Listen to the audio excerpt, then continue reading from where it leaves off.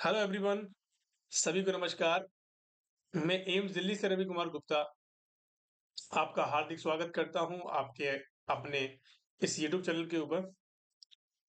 आज की क्लास कुछ इम्पोर्टेंट चीज़ों के बारे में रहने वाली है। कुछ इम्पोर्टेंट सब्जेक्ट के बारे में हम डील करेंगे।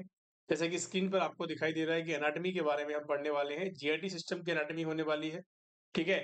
जीआईटी सिस्टम की एनाटॉमी बहुत मेजर रोल प्ले करती है किसी भी एग्ज़ाम के अंदर।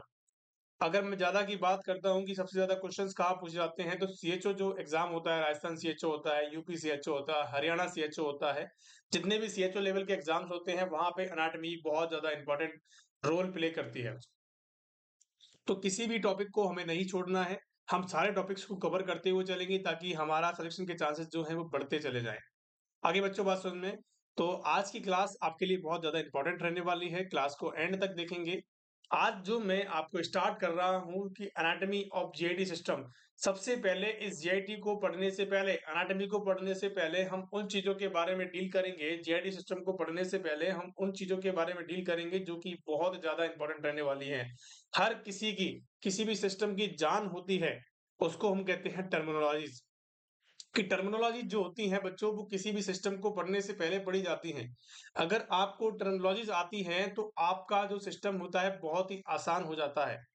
अगर किसी बच्चे को टर्मिनोलॉजीज़ याद हो जाती है ना अच्छे से, तो ये समझ लेना कि उसका सिस्टम पढ़ने का तरीका जो है वो एकदम सही है और बहुत सारी चीज़ें उसको बाद में कोरिलेट कर सकता है। उन चीज़ों में बाद में ये नहीं होगा कि सर इसको क्या कहते हैं। इसीलिए किसी भी सिस्टम को पढ़ने से पहले आपको टर्मिनोलॉजीज़ के बारे में फ़ोकस करना पड़ेगा और आज की जो टर्मिनोलॉजीज़ होने वाली हैं, जितनी भी जीआईटी से रिलेटेड टर्मिनोलॉजीज़ बनती हैं, उन सभी टर्मिनोलॉजीज़ को आज हम एक ही क्लास के अंदर कवर करेंगे। ठीक है बच्चों? तो किसी भी हालत में वीडियो को स्किप नहीं करना है, वीडियो को देखते रहना है और इसके नोट्स बनाने हैं, सबसे मेन इम्पोर्टेंट बात। आगे बात समझ में? तो सबसे पहले छोटी-छोटी टर्मिनोलॉजीज़ हैं, उनके बारे में इम्पोर्टेंट है, सीधे के सीधे क्वेश्चन्स उठ के आते हैं। मैं तो ये दावे के साथ कह सकता हूँ कि आज की क्लास अगर किसी बच्चे ने ली है, तो उसका 1 या 2 क्वेश्चन्स उसके कन्फर्म हो गए हैं। सीएचओ लेवल के एग्ज़ाम के अंदर उसके 1 या 2 क्वेश्चन कन्फर्म हो गए हैं। आगे बात समझ में? सीएचओ हुई, आरआरबी हुई, इनके अंदर ऐसे ही क्वेश्चन्स पूछे जाते हैं। तो हेडिंग डालेंगे एनाटॉमी ऑफ जीआईटी सिस्टम। तो एनाटॉमी ऑफ जीआईटी सिस्टम की बात करते हैं, सबसे पहली चीजें होती हैं कि 3 वर्ड्स होते हैं। मैंने बहुत बार अपनी एग्जाम्स के अंदर बताया है, अपनी मैं कह सकता हूँ कि हमारी वीडियो के अंदर बताया, लेक्चर के अंदर बताया हुआ है कि 3 वर्ड्स होते हैं। सबसे पहली चीज होती है आइटिस। जिस भी वर्ड के पीछे आइटिस लगा होता है उसका मतलब क्या होता है बच्चों? उसका मतलब होता है इन्फ्लामेशन। क्या होता है? इन्फ्लामेशन।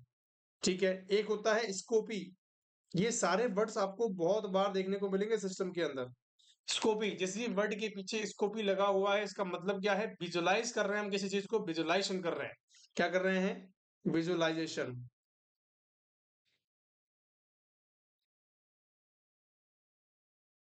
आगे बात समझ में। एक होता है ऑस्टोमी। ऑस्टोमी का मतलब होता है ओपनिंग बनाना। नाम से ही पता लगा है कि O for ostomy, O for opening. Scopy का मतलब स्कोप के थ्रू हम एक किसी चीज को देख रहे हैं, उसको बोलते हैं देखना। क्या कहलाता है? विजुअलाइजेशन कहलाता है। आइटिस का मतलब सिंपल सा है, आइटिस का मतलब होता है इन्फ्लामेशन। Itis, ITIS। आइटिस का मतलब होता है इन्फ्लामेशन, स्कोपी का मतलब होता है विजुअलाइजेशन, ओस्टोमी का मतलब होता है ओपनिंग। और एक वर्ड और होता है एक्टमी। जिस भी वर्ड के पीछे एक्टमी लगा होता है उस वर्ड को क्या कहते हैं? रिमूवल। कि उस चीज को रिमूव कर दिया गया है। जैसे आपने सुना होगा हिस्टेरेक्टमी। हिस्टेरेक्टमी किसको कहते हैं? कि रिमूवल ऑफ यूट्रस को हिस्टेरेक्टमी कहते हैं। क्या कहते हैं? हिस्टेरेक्टमी कहते हैं। आप सभी को पता है। Scopy, hysteroscopy. हिस्टेरोस्कोपी का मतलब होता है कि यूट्रस को देखना, यूट्रस को विजुलाइज करना। क्या कहलाता है? हिस्टेरोस्कोपी कहलाता है। आगे बात समझ में। इसी प्रकार से बहुत सारी चीजें आपके दिमाग में आएंगी और इस चैप्टर के अंदर बहुत सारी चीजें दोहराई जाएंगी इस वर्ड से रिलेटेड। तो इन सारे वर्ड्स को ध्यान में रखना है, गलत नहीं करना है। बेसिक चीजें हैं बच्चों। अगर आप किसी इजी क्वेश्चन को या बेसिक क्वेश्चन को गलत करते हो तो आप बहुत पीछे चले जाते हो।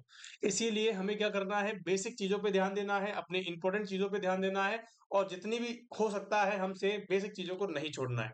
आगे बात समझ में। चलिए ये तो हमारी हुई जनरल इन्फॉर्मेशन। अब हम बात करते हैं हमारी टर्मिनोलॉजीज के बारे में, बात करते हैं कि कौन कौन सी टर्मिनोलॉजीज होती हैं। सबसे पहली टर्मिनोलॉजी देखेंगे,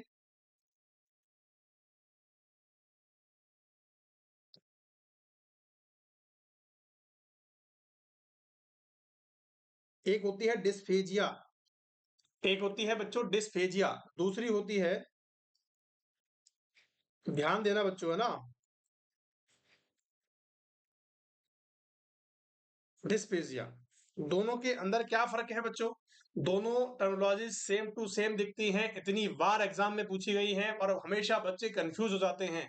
तो इन दोनों वर्ड्स के अंदर आपको एक अक्षर का, एक एक हम कह सकते हैं कि एक आपको स्पेलिंग मिस्टेक दिख रही होगी कि हाँ, एक सिर्फ स्पेलिंग का फर्क है, और उससे ही क्या होता है, सेंटेंस चेंज हो जाता है, उसका मतलब चेंज हो जाता है। सबसे पहली चीज आपको क्या देखने को मिल रही है? सबसे पहली चीज आपको क्या देखने को मिल रही है मेरे प्यारे बच्चों? कि डिसफेजिया, डिसफेजिया जी, इसके अंदर क्या आ रहा है, जी आ रहा है, और इसके अंदर क्या आ रहा है बच्चों, एस आ रहा है। इन दोनों वर्ड से ही मैं आपको ये समझा सकता हूं कि डिस्फेजिया का मतलब क्या है और डिस्फेसिया का मतलब क्या है। ठीक है, हमेशा किसी भी एग्जाम में जब भी आप बैठते हो तो उसको, क्वेश्चन को अच्छे से पढ़ो। जब क्वेश्चन को आप अच्छे से पढ़ लेते हो ना, तो आधा क्वेश्चन तो आपका वही सही हो जाता है। तो हड़बड़ी में क्वेश्चन आंसर को नहीं करना है, बहुत इजी इजी आंसर्स आते हैं।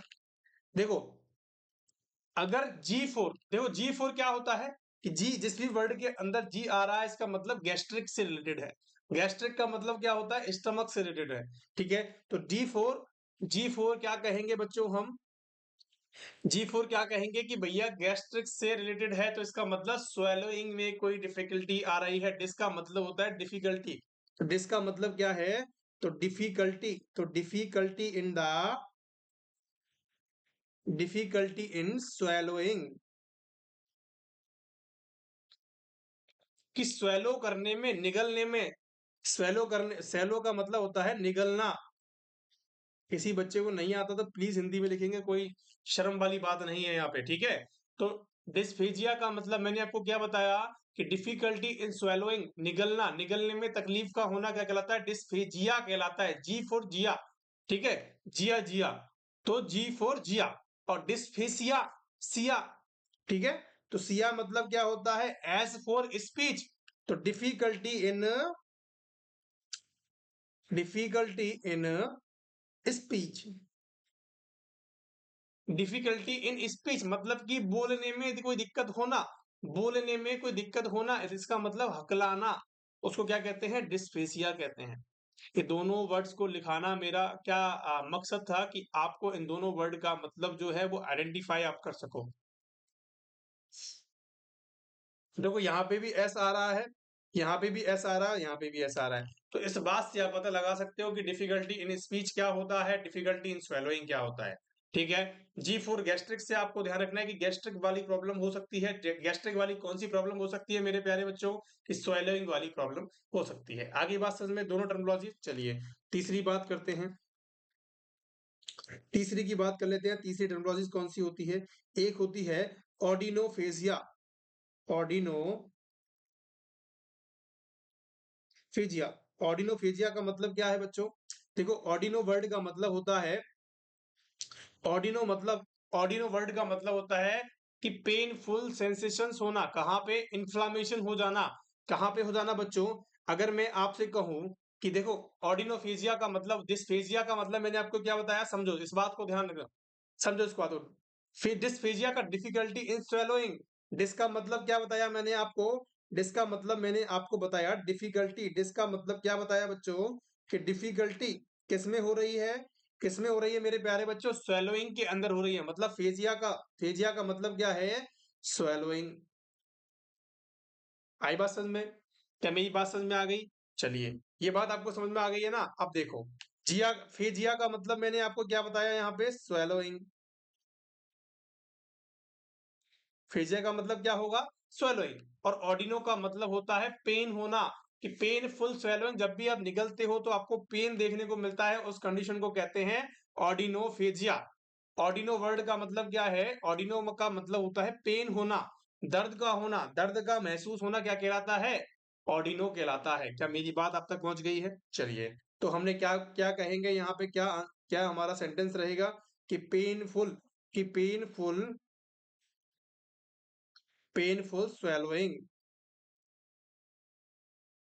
तो पेनफुल स्वेलोइंग क्या कहलाती है? ऑर्डिनोफेजिया कहलाता है। आगे बात समझ में? चलिए, नंबर तीसरी क्या होती है बच्चों? तीसरी होती है जिंजीवाइटिस।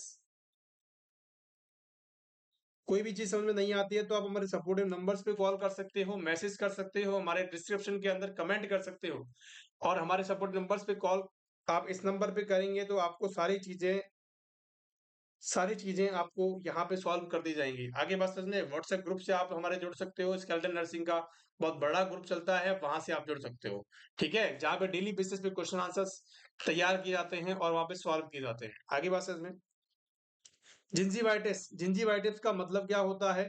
देखो, जिंजीवाइटिस, जी फॉर गम्स, तो इन्फ्लामेशन ऑफ द गम्स। तो जिंजीवाइटिस, आइटिस लगा हुआ है किसी भी वर्ड के पीछे, किसी भी वर्ड के पीछे आइटिस लगना क्या कहलाता है? इन्फ्लामेशन कहलाता है। देखो, आइटिस वर्ड लगा हुआ है ना, क्या लगा हुआ है मेरे प्यारे बच्चों? आइटिस वर्ड लगा हुआ है, इसका मतलब क्या है कि सर इन्फ्लामेशन है। तो inflammation of gums, inflammation of gums. आगे मेरी बात समझ में? और गम्स के अंदर कौन सी फेज होती है ये बच्चों? अर्ली फेज होती है। ये कौन सी होती है? अर्ली फेज होती है। आगे बात समझ में, कि अर्ली फेज के अंदर इन्फ्लामेशन हो जाना गम्स का क्या कहलाता है? जिंजीवाइटिस कहलाता है। आगे मेरी बात समझ में आ गई है? चलिए, दूसरी बात करते हैं, अगले की बात करते हैं। एक होता है peri ओडनटाइटिस।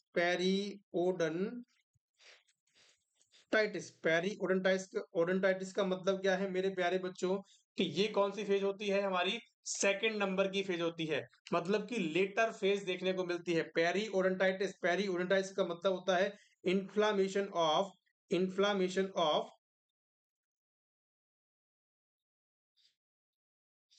Inflammation of periodontal ligament.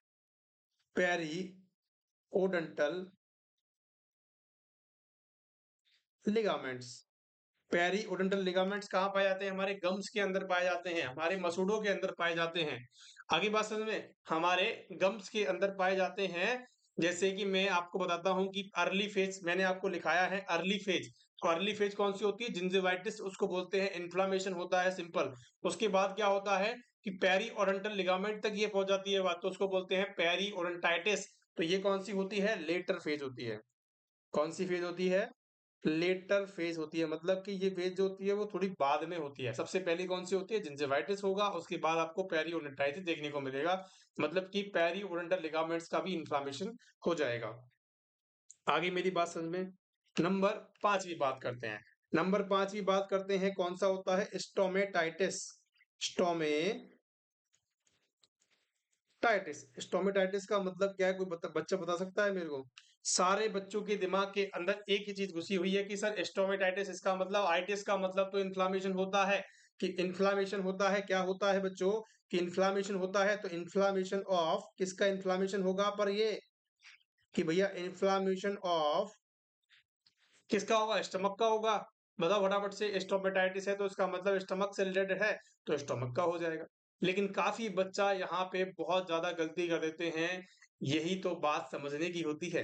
Stomatitis का मतलब ये नहीं होता कि इन्फ्लामेशन ऑफ द स्टमक, ये नहीं होता मेरे प्यारे बच्चों। स्टोमेटाइटिस का मतलब होता है कि ओरल म्यूकोसा का इन्फ्लामेशन हो जाना, इन्फ्लामेशन ऑफ ओरल म्यूकोसा। ये हाईलाइट कर लेना बच्चों, ये डबल स्टार कर लेना, ये क्वेश्चन बहुत बार पूछा गया है, इसीलिए मैं आपको इसको हाईलाइट करवा रहा हूं। ठीक है, एक होता है गैस्ट्राइटिस, एक होता है गैस्ट्राइटिस। इसका मतलब क्या है? इसका मतलब क्या है मेरे प्यारे बच्चों? इसका मतलब है इन्फ्लामेशन ऑफ स्टमक। क्या होता है? इन्फ्लामेशन ऑफ स्टमक क्या कहलाता है? क्या कहलाता है? गैस्ट्राइटिस। गैस्ट्रिक को हम क्या बोलते हैं? स्टमक बोलते हैं। तो जब भी स्टमक का इन्फ्लामेशन होगा तो गैस्ट्रिक वर्ड का यूज किया जाएगा। अगर आपको स्टोमेटाइटिस देखने को मिल रहा है तो वो ओरल म्यूकोसा का होता है। आगे बात समझ में, चलिए और देखेंगे आगे की साइड। एक होता है ग्लोसाइटिस।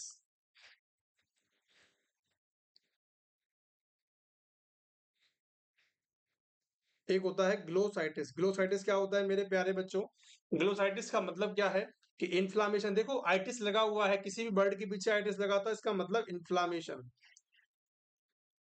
तो इन्फ्लामेशन ऑफ, देखो ग्लोसल जो वर्ड होता है, ग्लोसल जो वर्ड होता है वो हम टंग के लिए यूज करते हैं। आइटिस का मतलब तो आपको पता लग गया, आइटिस का मतलब तो इन्फ्लामेशन होता है, लेकिन ग्लोसल जो वर्ड होता है वो टंग के लिए यूज होता है। तो inflammation of tongue.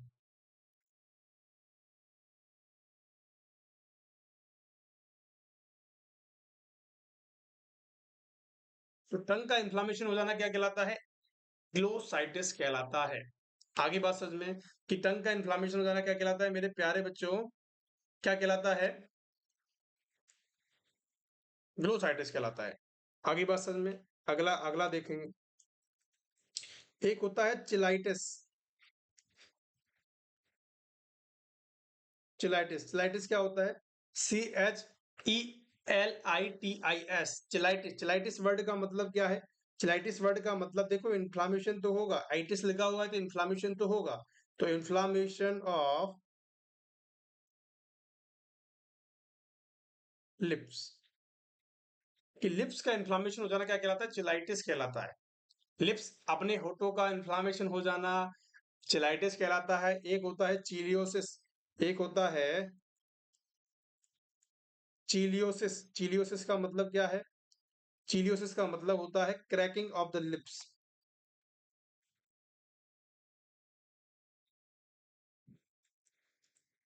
Cracking of the lips, कि लिप्स का क्या हो जाना? क्रैक हो जाना, मतलब कि यहाँ पे दरारें पड़ जाती है ना, फट जाते हैं होठ, उसको बोलते हैं चीलियोसिस। सर्दियों के दिनों में, अब सर्दियां आ रही हैं, तो सर्दियों के दिनों में हवा के कारण क्या हो जाते हैं? ड्राई देते हैं, फट जाते हैं होठ, तो हम लिप बाम वगैरह का यूज करते हैं, वैसलीन का यूज करते हैं, बोरोप्लस का यूज करते हैं। तो उस चीज को क्या कहते हैं? चीलियोसिस कहते हैं। उस चीज को क्या कहते हैं बच्चों? चीलियोसिस कहते हैं। क्रैकिंग ऑफ द लिप्स क्यों होता है ऐसा?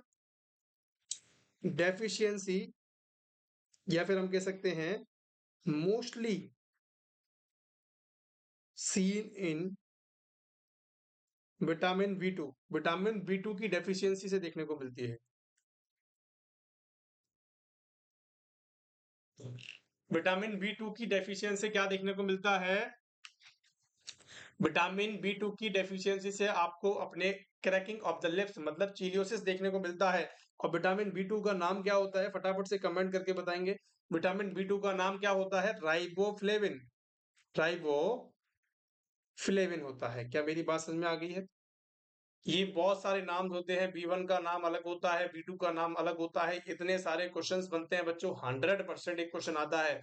मैंने न्यूट्रिशन की पूरी क्लास ली गई है, किसी भी एग्जाम में जाके बैठ जाना, उस न्यूट्रिशन की क्लास से बाहर नहीं जाएगा कोई भी क्वेश्चन, मेरी गारंटी है ये।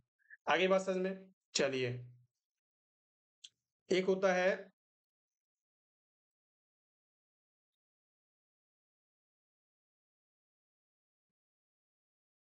जीरोस्टोमिया। जीरोस्टोमिया का मतलब क्या होता है? देखो जीरोस्टोमिया का मतलब होता है डिक्रीज सलाइवेशन। अब जब सलाइवा डिक्रीज होगा तो क्या हो जाएगा? ड्राई माउथ आपको देखने को मिलेगा। क्या देखने को मिलेगा? तो ड्राई माउथ कब होता है? जीरोस्टोमिया की कंडीशन में होता है, या फिर हम कह सकते हैं डिक्रीज सलाइवेशन की उपस्थिति में देखने को मिल जाता है। आगे बात समझ में। एक होता है टाइलिज्म। देखो टाइलिन एक एंजाइम होता है। टाइलिज्म एक एंजाइम होता है, टाइलिन। टाइलिन एक एंजाइम होता है जो कि कहाँ से रिलीज होता है? हमारे पैरोटिड ग्लैंड से। पैरोटिड ग्लैंड से रिलीज होता है।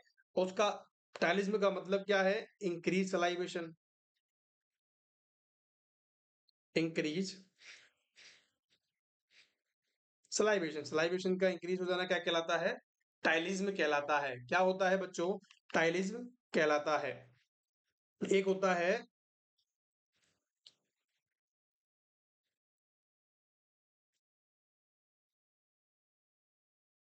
सियालोरोहिया।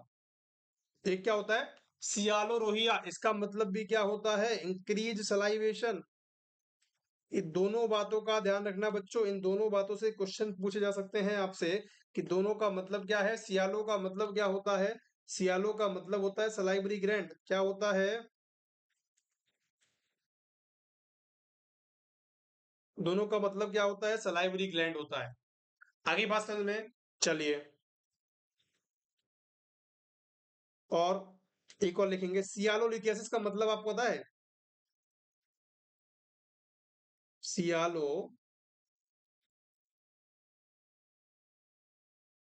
लिथियासिस। देखो, लिथियासिस का मतलब क्या होता है कि स्टोन फॉर्मेशन हो जाना। लिथियासिस का मतलब क्या होता है? स्टोन फॉर्मेशन हो जाना। और सियालो लगा हुआ है, तो सियालो का मतलब क्या है? सलाइवरी ग्लैंड के अंदर स्टोन फॉर्मेशन हो जाना क्या कहलाता है? क्या कहलाता है मेरे प्यारे बच्चों? सियालो लिथियासिस कहलाता है। इसका मतलब क्या है? Stone formation.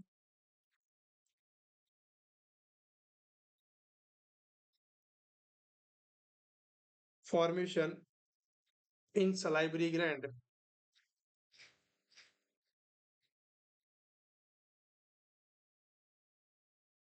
सलाइवरी ग्लैंड के अंदर क्या हो जाना? स्टोन का फॉर्मेशन हो जाना क्या कहलाता है? सियालोलिथियासिस कहलाता है। क्या मेरी बात समझ में आ रही है, नहीं आ रही है बच्चों? देखो, ये चीजें इतनी ज्यादा इंपॉर्टेंट है, आपको थोड़ी सी बोरियत जरूर लग रही होगी, लेकिन ये बहुत ज्यादा इंपॉर्टेंट चीज है।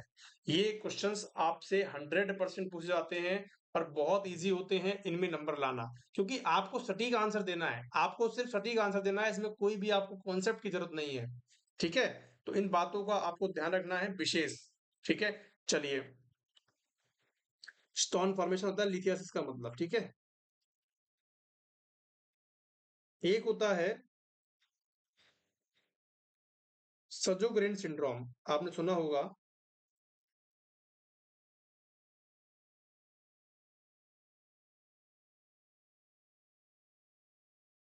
सजोगेन सिंड्रोम, सजोग्रेन सिंड्रोम के अंदर क्या होता है? सिंपल सी बात मैं करता हूं, ये ऑटो इम्यून डिजीज होती है। कैसी होती है? ऑटो इम्यून डिसऑर्डर होता है। कैसा होता है बच्चों? ऑटो इम्यून डिसऑर्डर होता है। कैसा होता है? ऑटो इम्यून डिसऑर्डर होता है, जिसमें क्या होता है कि ये इसका करेक्टराइज होता है कि खुद की सलाइवरी ग्लैंड को खुद ही क्या करता है? डैमेज करने की कोशिश करता है। इसका मतलब क्या है?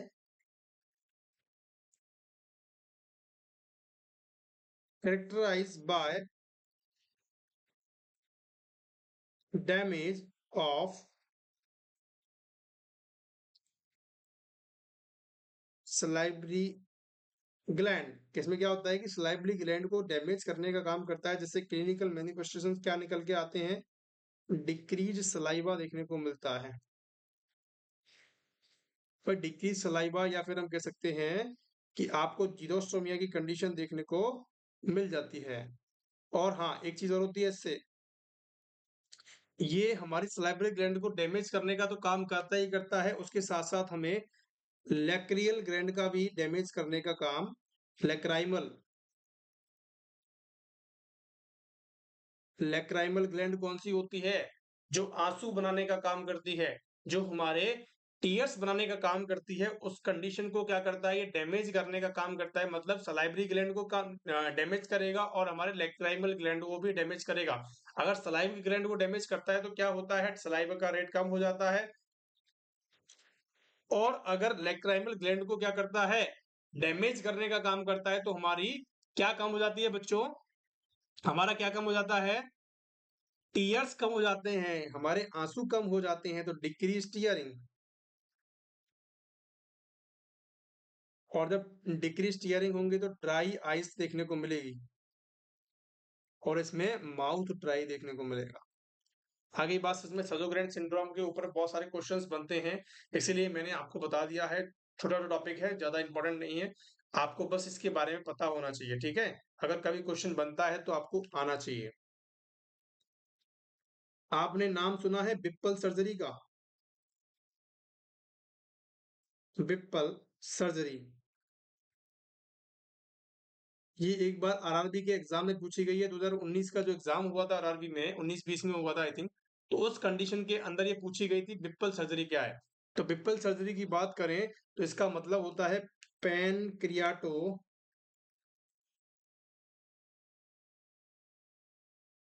डियोडिनो डियोडिनोक्टमी क्या होता है? पैंक्रियाटो डियोडिनक्टमी मतलब कि पैंक्रियाज एंड डियोडिनम को क्या कर देना? रिमूव कर देना। एक्टमी का मतलब क्या होता है बच्चों? एक्टमी का मतलब क्या होता है? रिमूवल। तो एक्टमी का मतलब क्या है? तो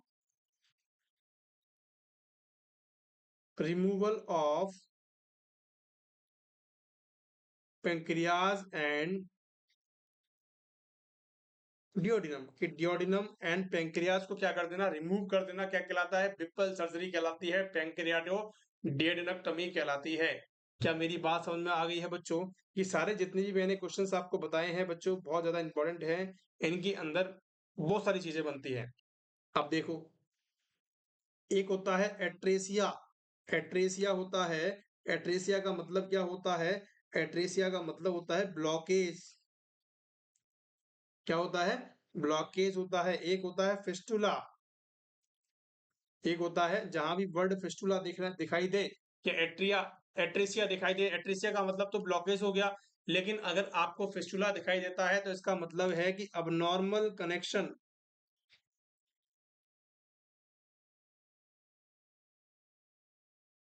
बिटवीन टू ऑर्गन कि दो ऑर्गन्स के बीच में क्या हो गया? अबनॉर्मल कोई कनेक्शन बन गया या अबनॉर्मल ओपनिंग हम बोल सकते हैं। अबनॉर्मल ओपनिंग भी हम इसको बोल सकते हैं। क्या मेरी बात समझ में आ गई? किसी भी तरह की कोई परेशानी यहाँ तक की क्लास के अंदर? भैया किसी भी तरह की कोई परेशानी है यहाँ तक की क्लास के अंदर? चलिए, अगर मैं आपसे बात करता हूं कि एक कंडीशन बनती है, चलो एट्रिसिया पे एक क्वेश्चन बनाता हूं मैं आपको। एक होता है को एनल एट्रेसिया।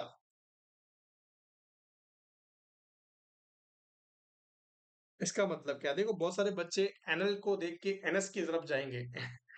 एनएल को देख के एनएस की तरफ जाएंगे, लेकिन एनएल को देख के नीजल की तरफ जाना है। कहाँ जाना है? नेजल की तरफ जाना है, एनएस की तरफ नहीं जाना है। आपका दिमाग एकदम शार्प होना चाहिए। को एनल एट्रेसिया का मतलब क्या होता है? नेजल प्लासेस का ब्लॉकेज हो जाना, एट्रेसिया हो जाना। एट्रेसिया का मतलब तो आपको पता है, ब्लॉकेज होता है। अब जब नेजल प्लासेस का ब्लॉकेज हो जाएगा तो उसको बोलते हैं कि blockage of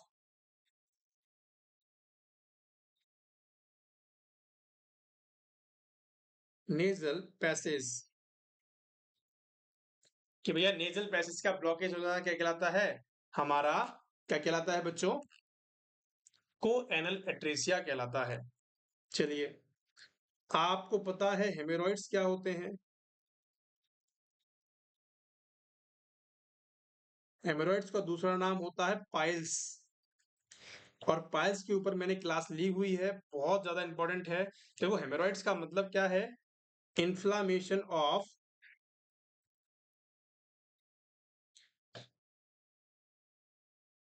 inflammation of anal when, या फिर हम कह सकते हैं वेरिकोसिटी। वेरिकोसिटी वेन्स की होती है, ध्यान रखना। वेरिकोसिटी, वेरिकोसिटी किसकी होती है? हमारी वेन्स की दिखाई वेन्स की होती है। इसीलिए हम क्या कहते हैं? हेमोरॉइड्स या पाइल्स कहते हैं। आगे बात समझ में, अगर वेन्स की हो रही है तो उसको हमने क्या बोला? वेरिकोसिटी बोला।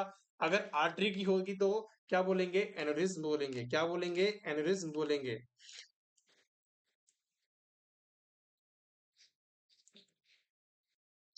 एनेरिज्म का मतलब क्या होता है? Dilation of artery. Dilation of artery. Artery का डायलेट हो जाना क्या कहलाता है? एन्यूरिज्म कहलाता है। एन्यूरिज्म कहलाता है। क्या मेरी बात समझ में आ रही है आप सभी को? किसी भी तरह का कोई डाउट यहाँ तक की क्लास के अंदर? चलिए, और पढ़ते हैं कौन कौन सी टर्मिनोलॉजीज होती हैं। देखो, एक होता है डाइवर्टिक्लोसिस।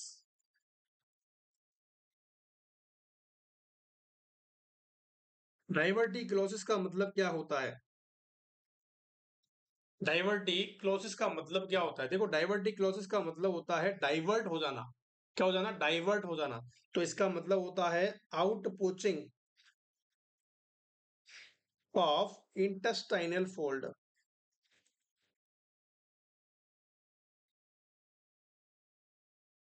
क्या होता है कि आउट पोचिंग मतलब कि आउट हो जाना अपनी जगह से क्या कहलाता है? आउट पोचिंग हो जाना क्या कहलाता है? इंटेस्टाइनल जो फोल्ड्स होते हैं, इंटेस्टाइन के लिए ही इसको क्या किया जाए, स्पेसिफिक वर्ड को यूज किया गया है कि out pouching of the intestinal fold is called diverticulosis. दूसरी होती है हर्निया। हर्निया का मतलब सुना है? हर्निया का मतलब क्या होता है? हर्निया का मतलब होता है protrusion of organ. Protrusion of organ की ऑर्गन का प्रोड्यूस हो जाना। जैसे सपोज दैट कि कोई और किसी ऑर्गन को यहाँ पे स्थिर होना चाहिए, वो क्या निकल गया है, वो यहाँ पे निकल के आ गया है। मतलब कि एक जगह से दूसरी जगह पे आ जाना किसी भी ऑर्गन का, वो क्या कहलाएगा? हर्निया कहलाएगा। वो क्या कहलाएगा बच्चों? हर्निया कहलाएगा। अगर स्टमक स्टमक की जगह पे ना हो के इंटेस्टाइन की जगह पे आ जाता है तो उसको क्या कहते हैं? हर्निया कहते हैं। उसके उसको क्या कहते हैं बच्चों? हर्निया कहते हैं। मेरी बात समझ में आ गई? बहुत बढ़िया। एक होता है इंटूसेप्शन, एक होता है बच्चों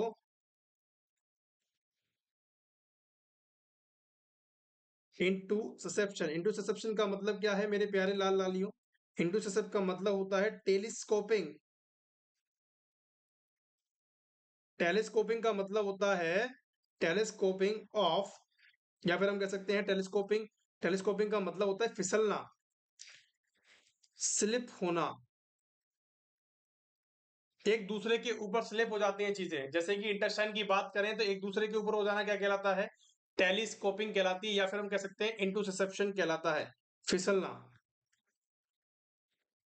एक दूसरे के ऊपर फिसल जाना क्या कहलाता है? टेलीस्कोपिंग कहलाती है या इंटूसेप्शन कहलाता है। एक होता है वॉल्वुलस। वॉल्वुलस का मतलब क्या होता है? ट्विस्टिंग। क्या होती है बच्चों? ट्विस्टिंग होती है, ट्विस्ट हो जाना, मुड़ जाना। वॉल्वुलस का मतलब होता है मुड़ जाना या ट्विस्टिंग हो जाना। चलिए बहुत बढ़िया। आपने एक चीज का नाम सुना होगा, बैरेट्स इसोफेगस का नाम सुना है आपने?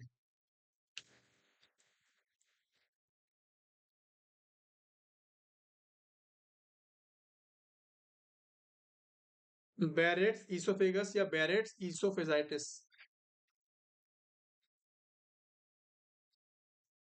क्या होता है? बताएंगे फटाफट से। देखो बैरेट्स इसोफेगस का मतलब तो आपको समझ में आ गया होगा कि इसोफेगस की बात हो रही है। यहाँ पे किसकी बात हो रही है? इसोफेगस की बात हो रही है। और दूसरे सेंटेंस में आपको पता लगा होगा कि इन्फ्लामेशन हो रहा है किसका? इसोफेगस का। तो यहाँ पे क्या होगा? इन्फ्लामेशन ऑफ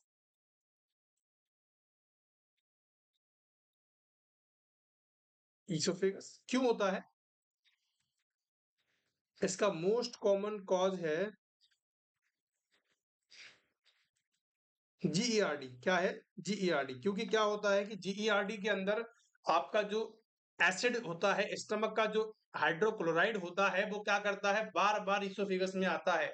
तो उसका जो नीचे वाला हिस्सा होता है, उसका जो नीचे वाला हिस्सा होता है वो क्या हो जाता है? इन्फ्लेम्ड हो जाता है, अल्सरेट हो जाता है।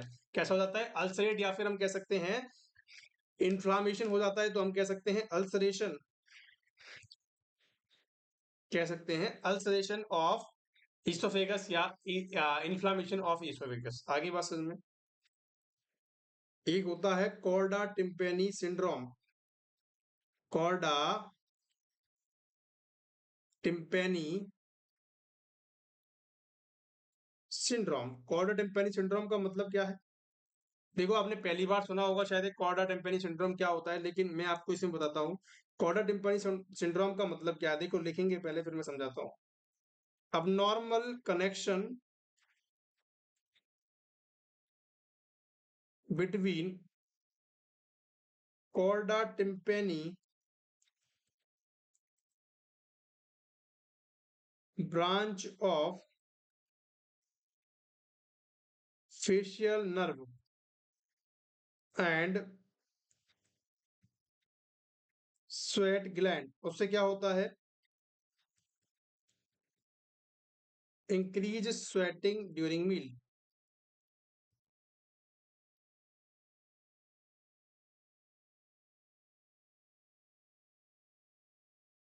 आई बात समझ में? इसका मतलब समझ में आया आपको? चलो कोई बात नहीं, मैं समझा देता हूँ। देखो कॉर्डा सिम्पेनी एक हम कह सकते हैं नर्व की ब्रांच होती है।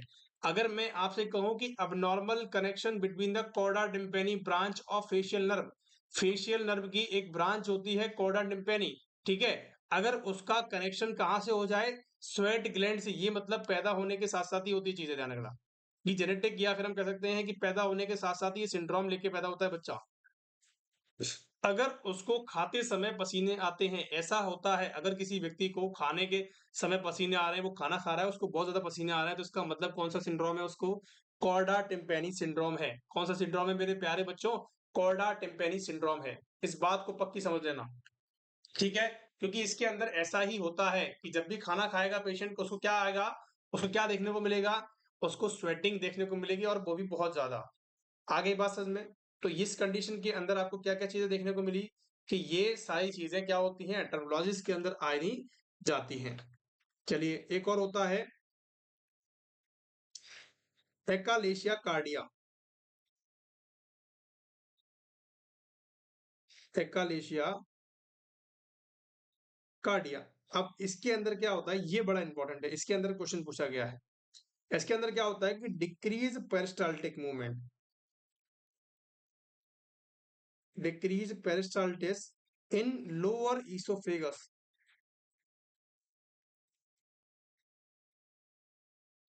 क्या होता है कि पेरिस्टाल्सिस जो मूवमेंट्स होते हैं, जो आपकी इंटेस्टाइन के अंदर, आपके जेआईटी सिस्टम के अंदर पूरे मूवमेंट जो प्रेजेंट होते हैं, वो पेरिस्टाल्सिस होते हैं सबसे ज़्यादा। ध्यान रखना, ये मतलब फूड को आगे खिसकाने के लिए होते हैं। पेरिस्टाल्सिस जो मूवमेंट्स होते हैं, वो फूड को आगे खिसकाने के लिए, स्टेप बाय स्टेप आगे खिसकाने के लिए होते हैं, आगे सरकाने के लिए होते हैं। तो अगर ये कंडीशन क्या हो जाती है, लो हो जाती है, तो कौन-सी कंडीशन देखने को मिलती है? एक्कालेशिया कार्डिया। अब एक्कालेशिया कार्डिया के अंदर क्या होता है? मोस्ट कॉमन क्या देखने को मिलती है?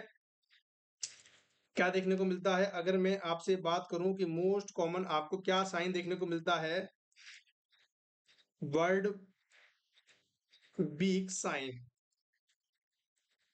एक गर्दन जैसी पक्षी की गर्दन होती है ना, वर्ड बीक साइन आपको देखने को मिलता है। बड़ा इंपॉर्टेंट सवाल है, ध्यान रखना, क्वेश्चन बहुत बार पूछा गया है यहाँ से। इसमें कैसा इसोफेगस आपको देखने को मिलती है एक्कालेशिया कार्डिया के अंदर? तो शोइंग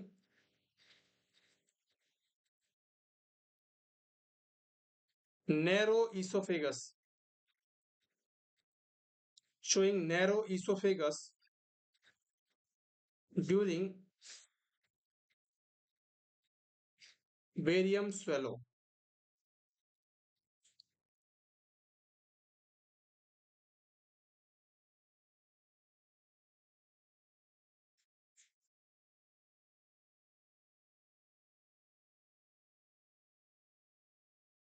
आगे बात समझ में? जब भी आप किसी पेशेंट को बेरियम स्वैलो करवाओगे, बेरियम एक टेस्ट होता है, बेरियम स्वैलो एक टेस्ट होता है जिसके अंदर हम बेरियम पेशेंट को पिलाते हैं और बेरियम पेशेंट के अंदर कहाँ जाके चिपकता है? जहाँ पे एब्नॉर्मलिटीज़ होती हैं। तो वहाँ चिपक के उसका एक्स-रे करवाया जाता है और एक्स-रे के अंदर आपको बर्ड वीक साइन देखने को मिल जाता है। क्या मेरी बात समझ में आ गई आप सभी को? क्या मेरी बात समझ में आ गई है? तो यही सारी चीज़ें किसके अंदर आती हैं? हमारे जेआईटी टर्मिनोलॉजीज़ के अंदर आती हैं। आगे बात समझ में? आज के लिए इतना ही। अगला जो है हम अपना सिस्टम जो है पूरा सिस्टमैटिक तरीके से पढ़ेंगे कि जीआईडी कब बनता है, और कौन इसको बनाता है, कौन सी लेयर बनाती है, ठीक है? उन सभी चीज़ों के बारे में हम इसमें पढ़ने वाले हैं। आगे बात समझ में? Thank you so much for being there. इसी तरह पढ़ते रहें और बढ़ते रहें। ये जो टर्मिनोलॉजीज़ की क्लास है वो बहुत ज़्यादा इम्पोर्टेंट है, उसको समझना और पढ़ना, ठीक है? Thank you so much. छोड़ना नहीं है।